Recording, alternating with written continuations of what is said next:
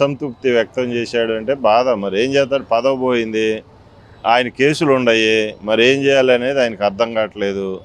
అటు కేసులు కానీ ఇటు పదవి లేదు, రెండు. ఆ కేసుల్లో ఏంటనేది ఒక్కొక్కటి బయటకు వస్తుంది. ఆల్రెడీ ఇప్పుడు 5-6 లోనున్నారు.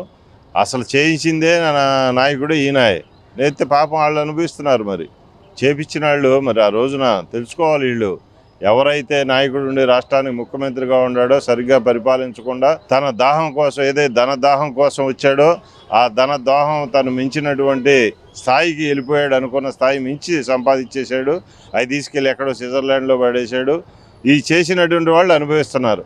ఇవాళ వెనకమాలు ఉండి ఎప్పుడు మరి ఇక్కడ ఉన్నటువంటి కేసులు కానీ ఇవన్నీ కూడా మరి ఆ పదవి ఉంటే ఆ పదవి నుంచి కేసులను అడ్డం పెట్టుకుని తప్పించుకుందామని చూశాడు. అలాంటిది ప్రజలు సరైన గుణపాఠం చెప్పారు అతనికి. రాబోయే రోజుల్లో కూడా అతను లోనకెళ్ళడం అనేది ఖాయం.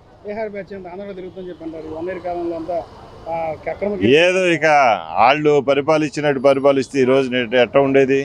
వాళ్ళు పరిపాలించింది ఆ బీహార్ బ్యాచ్ని, కడప బ్యాచ్ని తెచ్చుకుని పరిపాలించారు కాబట్టి ఆ మనసుల్లో అయ్యే ఉండి అయ్యే మాటలు వస్తాయి.